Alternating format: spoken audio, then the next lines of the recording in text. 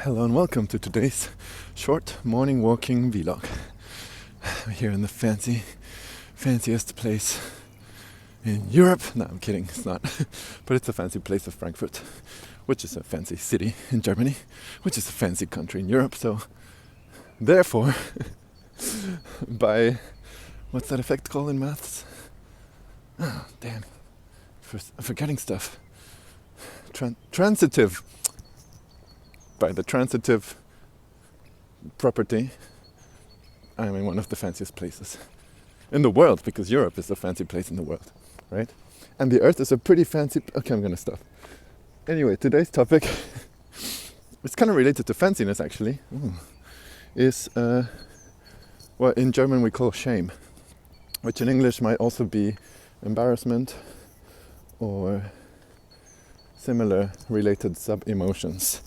And the way we use it in German, at least my woke bubble, is to it's one of the basic emotions, and to encompass all of these things and just what is it with this hair? Just refer to the direction of thought and feeling that leads to this discomfort around showing and expressing yourself, which is really fundamental when you put it that way, right? It's the reason why I'm caring about my hair. It's the reason why I restarted the vlog when I had to walk past this older person that I thought would judge me for filming and walking. The reason we do so many things, and just like with fear, I guess just like with any of the basic emotions, I don't think any of us is free from it. Some of us are better at overcoming it. For some of us it happens maybe in less areas of life than for others, but it's still there, and it's really important to look at, because I feel like it can get toxic very quickly. It's one of those that is much easier to overlook, because you can be feeling sort of uncomfortable and not really realize that it's some form of shame. It can even feel like guilt sometimes. You know, people who apologize a lot, who have this sense of like, did I do something wrong? Often, I mean, especially if they didn't do anything wrong, then that's most probably just shame that is coming from earlier experiences and oftentimes our childhood. And yeah, anytime I talk about childhood, I think it's important to say it's not a blaming game when we try to understand how we developed into the person we are. It's not anything that our parents did wrong. It's not anything about our parents being intrinsically wrong, having flaws. Just, every parent is a human. I like the expression that parents are just children who grew up and had more children. So yeah, let's get that one out of the way. But there are so many things that a parent can do accidentally or intentionally or unknowingly that can create a strong feeling or association around shame. Maybe the process of socialization where children will do a bunch of things that are not socially acceptable. In how you go about telling them, it can create this sense of like, oh God, I did something awful, or even worse, there's something intrinsically wrong with me. And yeah, so I'm not a psychologist, but feel free to look into that for yourself. I think it's really important to do so, because the permanent, chronic sort of shame is probably one of the most toxic for yourself and for others sometimes. And okay, let's get concrete. What are some of the real downsides of shame in everyday life? I think the main one I experience from others and sometimes myself is an inability to express your needs.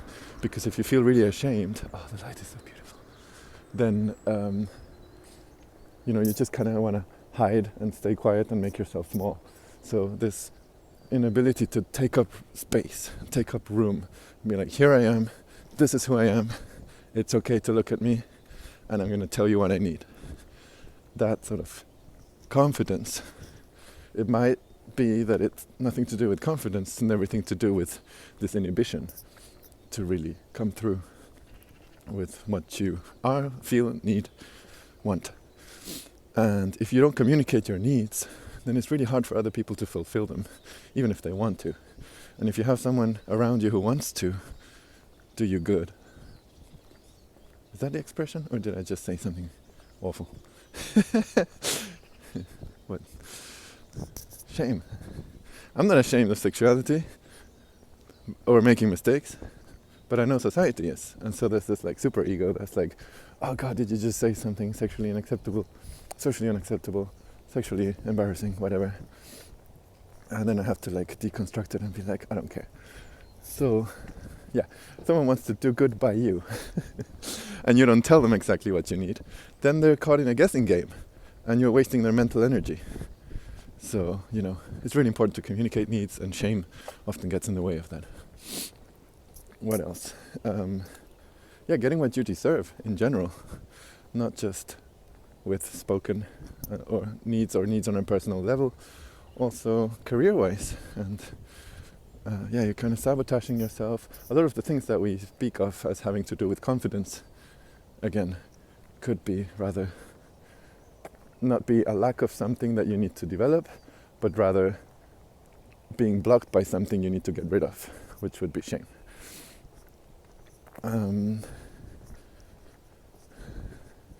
Yeah, sharing your creations and achievements and accomplishments. Actually, I just worded that terribly, because I was going to say creations don't have to be an achievement. Creations don't have to be anything. Just the fact that something came out of your head or hands and into the world is amazing. And I'm such a big fan of creation, obviously. So I encourage everyone to just share everything openly, or to just dance or sing, or, you know, the arts, and come up with ideas, even if you think it's stupid and like, oh, that's never going to work technically. Well, that's how every inventor starts. So all of these things are hindered by shame. And a lot of people, I think, transform even their shame into anger or some other form of deviation, so that they can get rid of the uncomfortable feeling, you know? And that's also something to really watch out for in yourself and others. Okay, so those were my 2 cents. I'm afraid I'm going to have to go. I hope it was useful anyway, and I'll see you in the next one. Take care.